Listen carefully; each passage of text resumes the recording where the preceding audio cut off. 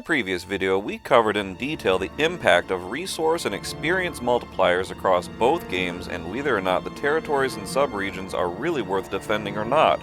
That video was treated as the first of two parts focusing exclusively on the multipliers of the War of the Ring mode. This is the last part and all about the more impactful attack and defense multipliers. This is also the last video of the main series. There will be a couple more rather short and sweet appendix videos released, much like the two I put out on the history of the Second Age.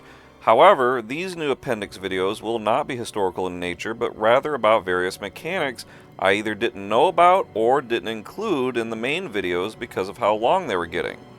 As for this video, there's a lot to cover as always, so let's jump in.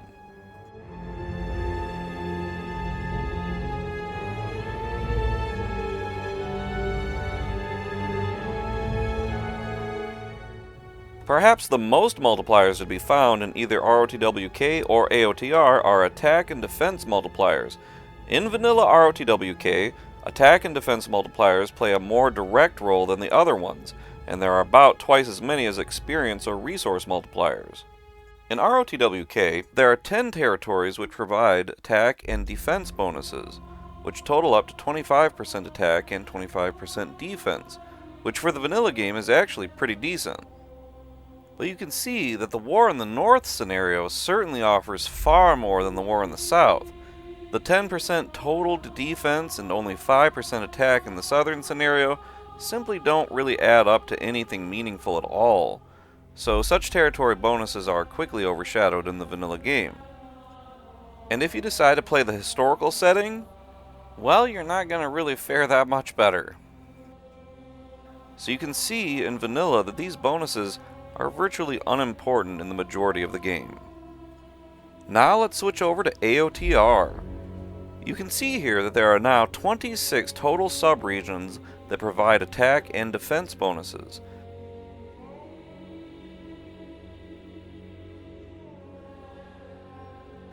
There are also just a handful of regions which provide additional of these bonuses which do stack with the subregional bonuses. What's amazing about all these is that they do indeed all stack with one another, and these in turn stack with any and all leaderships, buffs, and spells, and even armor and weapons upgrades in RTS matches. Even more, they can also impact the result of auto-resolve choices. Naturally, these only apply to normal non-heroic units, so heroes and heroic units are not affected. And you can see here that there is quite the discrepancy between how many of these bonuses are available for each conquest mode.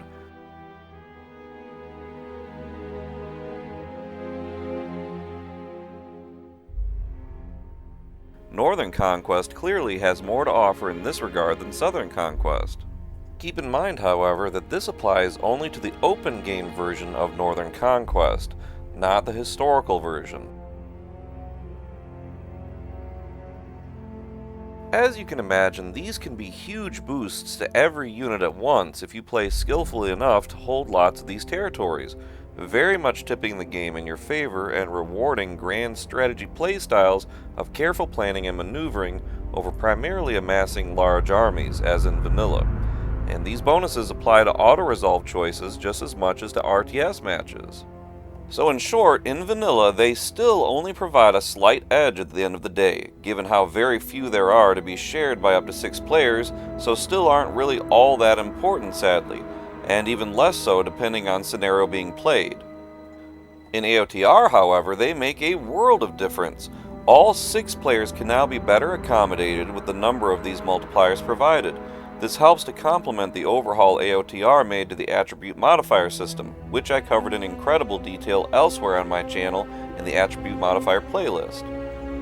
In short, for anyone who may not know, attribute modifiers were overhauled in AOTR so that spells, buffs, leaderships, and debuffs all stack without limit, whereas in vanilla you could only ever have one leadership, one buff, one debuff, and typically only one spell. In many respects, the overhauled attack and defense multipliers in AOTR could be another part in the attribute modifier series, being so unique in the game. But let's move on to how the multipliers and modifiers all work in conjunction with armor and weapons upgrades in RTS matches.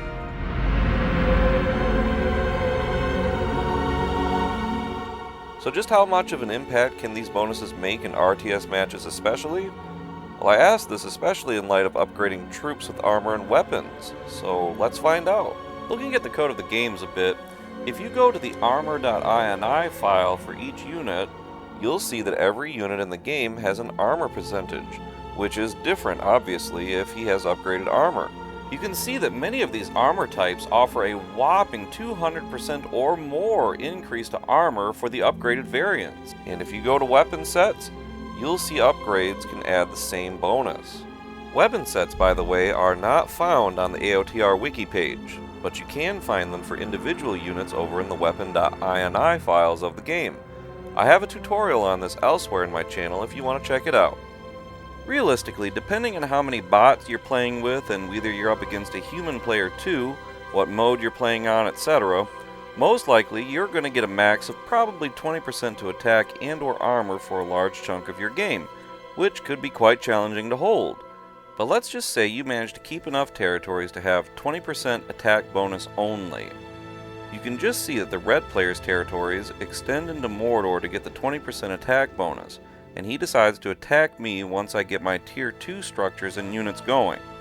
We'll use a Gondor versus Gondor scenario, with my soldiers of Minas Tirith, the Tier 2 troops, versus my enemy's Lamadon clansmen, the early game Tier 1 troops.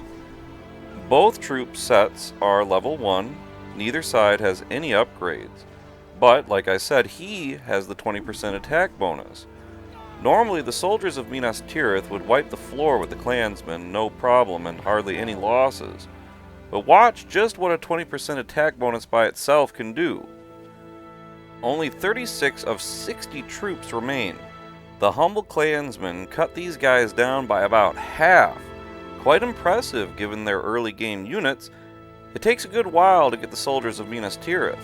But what about if the enemy had the power to take refuge at his disposal too? It's all too likely he would by this point, after all. Let's watch.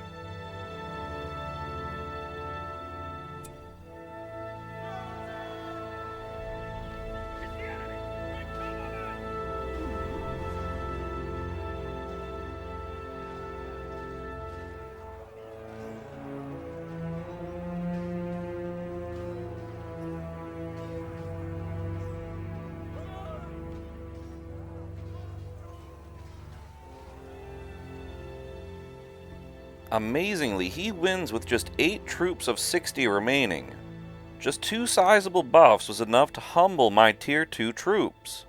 So played right on a 1-for-1 basis anyways, such as swordsman versus swordsman, the enemy could continue to really challenge me even using Tier 2 troops.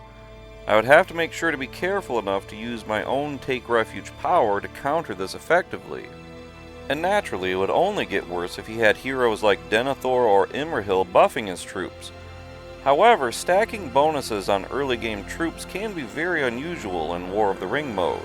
Here you can see the leadership modifiers Denethor and Imrahil provide my troops, which do stack with one another of course.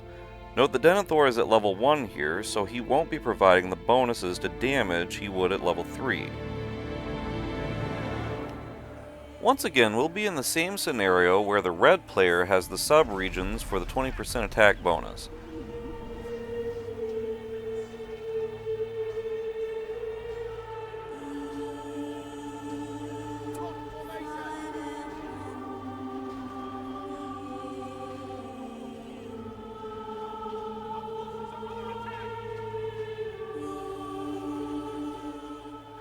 With the bonuses from Imrahil, Denethor, and Take Refuge added to it, he gets a massive win this time with 41 troops of 60, compared to the 8 with just the attack bonus before. Now let's see how it would be if a player, myself in this case, managed to have enough sub-regions to accumulate 55% attack and 45% defense. I won't use any upgrades or other bonuses, and I'll go up against the soldiers of Minas Tirith, who will also have no upgrades or bonuses of any kind at all.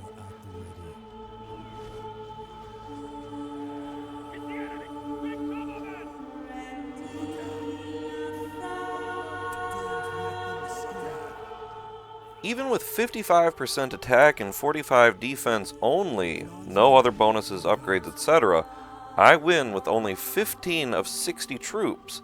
That's down considerably from the last time when the Lamadon clansmen had Imrahil, Denethor, Take Refuge, and a 20% attack bonus. So you can see that the attack and defense bonuses are quite good on the overall grand strategy experience to be able to take a meager Tier 1 early game unit and waste a whole group of Tier 2 units of the same unit type, swordsman versus swordsman in this case. Imagine how unstoppable Tier 2 units would be with this kind of bonus. For that matter, forget Tier 2 units and go straight into your Tier 3 units, like Gondor's Rangers of Athelion. They would be excellent hero killers, especially if you utilize their stealth like a pro. Keep an arrow ready.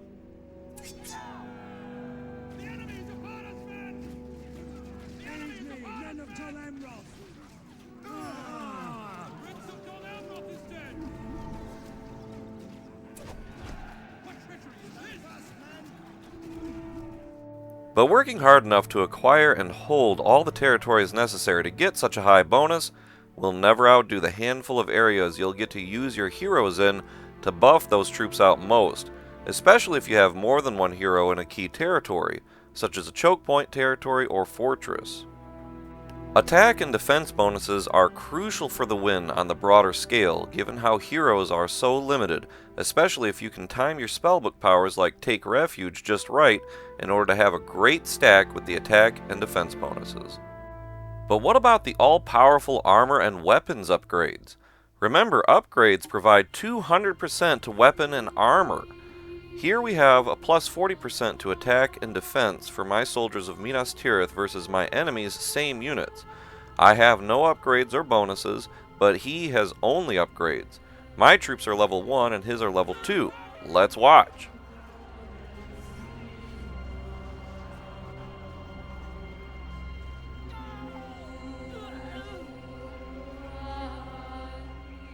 So I brought him down by only a third.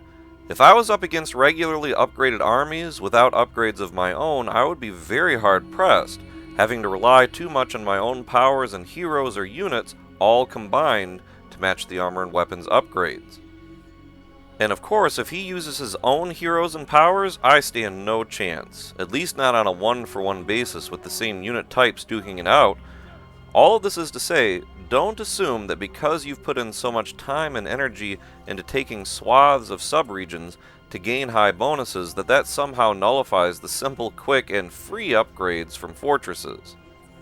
But don't let the massive modifiers from such easy upgrades dissuade you from striving to take all those subregions either. The subregion bonuses are hardly made pointless because of the upgrades.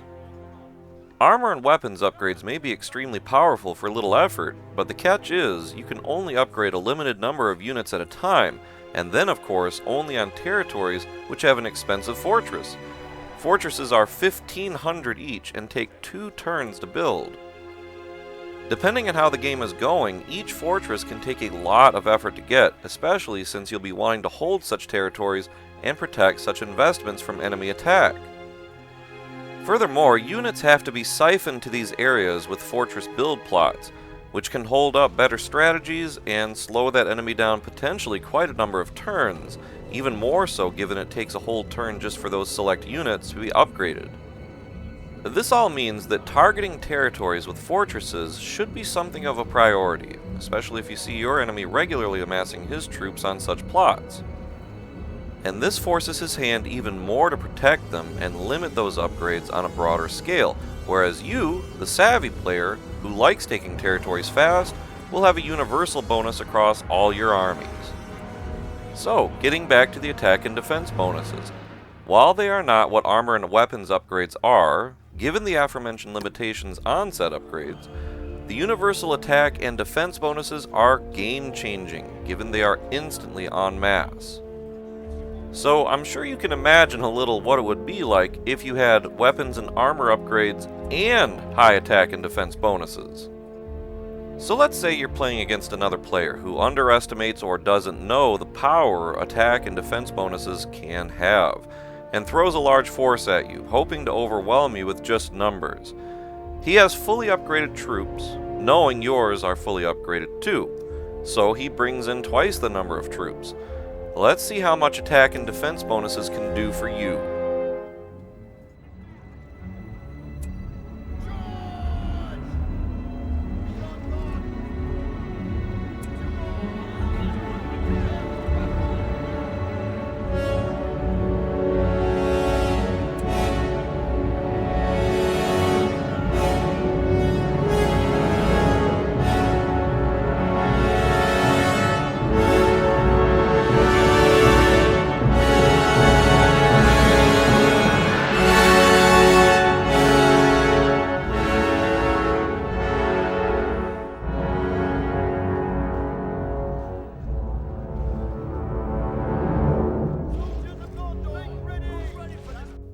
60 of my troops were able to take out 120 of his. You can see that these fully upgraded troops with a 40% attack and defense bonus can withstand twice their number in a direct face-to-face confrontation.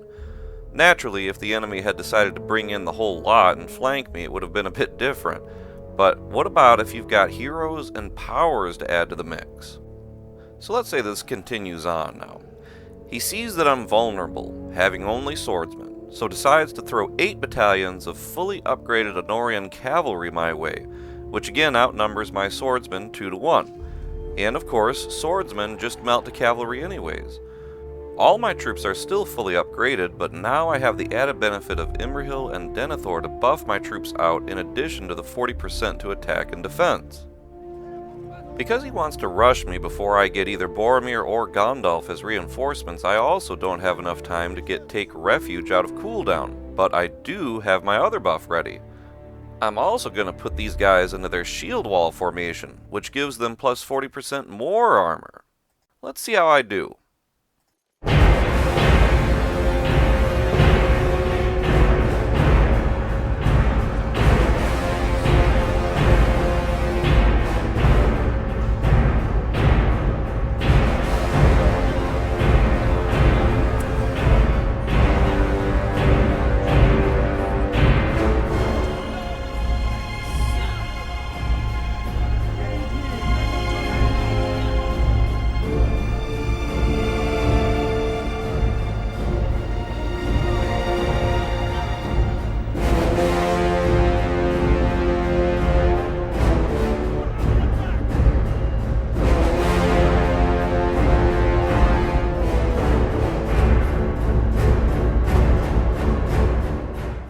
Not too shabby at all.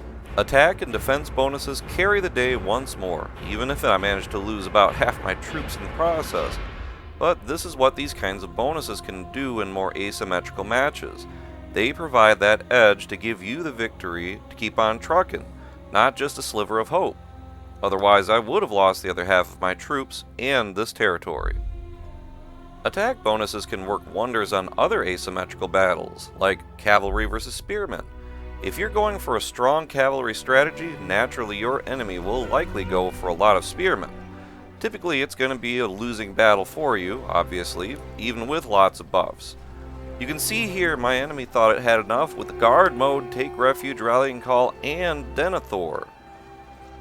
But he has no attack or defense bonuses, nor any armor or weapons upgrades. And neither do I in this matchup for that matter, not even attack or defense bonuses. So even Tier 2 cavalry with lots of buffs struggle against Tier 1 spears.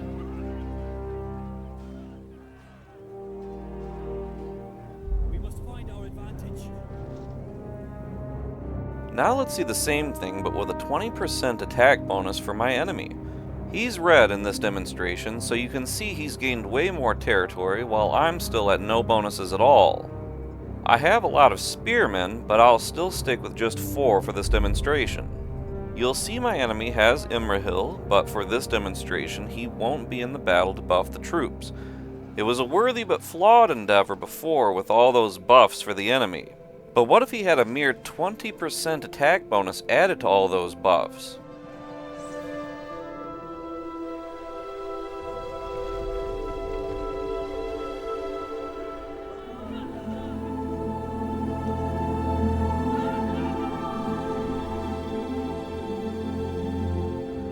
Major difference if you make sure to not trample your enemies. Of course, this all changes if I could have timed my own buffs, but this just shows another simple example of how much holding just a few subregions for those attack and defense bonuses can make in your own grand strategy campaign.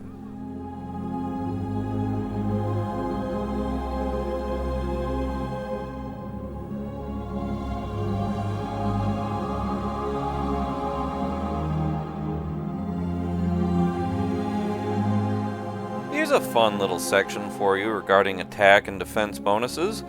Did you know that they also affect naval vessels? That's right, these bonuses are virtually the only modifiers to buff out your ships.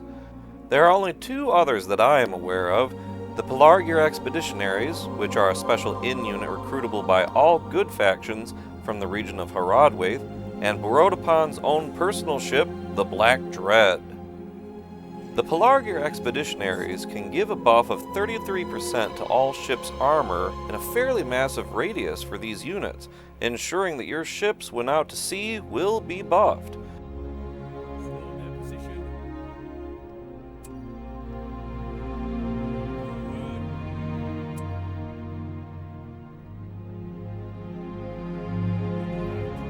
Forward. Cease your loitering.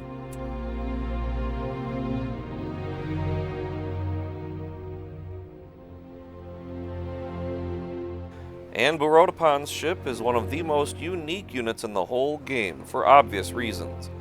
But you can see it buffs all ships' armor and damage, except for the transport ship, oddly, which is most likely a bug. As for the attack and defense bonuses, you can see here that I have a 40% bonus to attack and defense, whereas my enemy has no bonuses at all, so you'll see quite a difference in what they can do.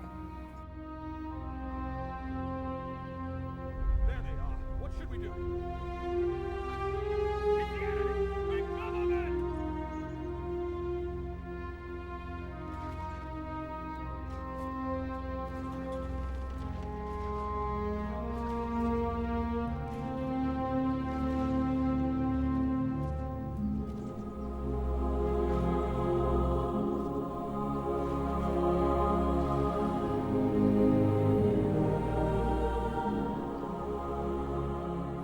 And attack and defense bonuses affect not just your normal ships, but also your siege ships, fishing boats, transport ships, and demolition ships. Of course, for fishing boats and transport ships, only the defense bonus will apply to increase their armor a tad bit. So imagine stacking these bonuses with the buffs from the Black Dread or the Expeditionaries. You would truly be the terror of the seas. I understand that naval combat isn't exactly what a lot of folks get into in BFME, but this is a little something to make naval combat just a bit more fun and engaging. It all complements the special fast travel ability of the docks mechanic on the overworld map quite well, and forces you to really protect those special territories. And carrying on from this same setup, the free special units you can get from uniting certain regions also benefit from these bonuses. As you have seen, the AOTR overhaul to attack and defense multipliers really spurs on the grand strategy element in some fairly remarkable ways if you want to carry it through to its most rewarding end.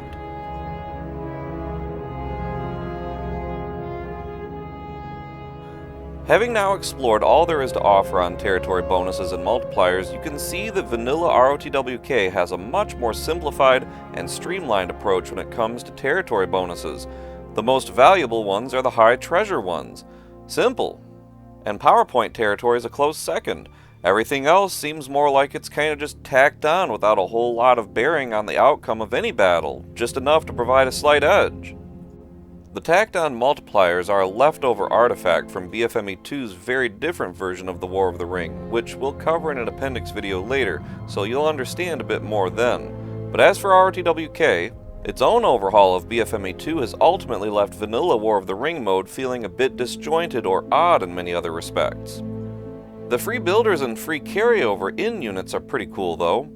As for AOTR, you really get a much more profound sense of the importance of multipliers, which can very much shift battles one way, particularly attack and defense bonuses.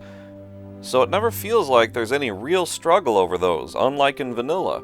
PowerPoints are not at all a focus as a result, whereas they're crucial in vanilla. And AOTR's high treasure / fortress map territories don't really feel like they offer very much when compared to how much you yourself can make on any territory with just one farm, for a fraction of the risk it would take to capture one of those fortress map territories. Their importance in that regard is underwhelming, especially when you take into consideration that they have the same CP as every other territory. Whereas in vanilla, high treasure territories are just as important as PowerPoint territories, if not more so, given that they have considerable differences in default resource output than every other territory with just one farm, have the greatest CP compared to every other territory, and have the most build plots on them. None of this is the case with AOTR's high treasure / fortress map territories. And lastly, unified region bonuses, oddly enough, remain largely the same between both games and appropriately affect only the overworld map. They're nice touches, to be sure. The most important difference being that there are duplicates in AOTR, allowing multiple players easier access to them on such a bigger map while still making it a challenge to fight over them. Well, this about wraps up this video, and it concludes everything on the mechanics themselves in the main series. The next video will be my final thoughts on everything, including my opinions on the overall state of the War of the Ring mode in the BFME community, and ideas of my own for how it could be made better, so stay tuned!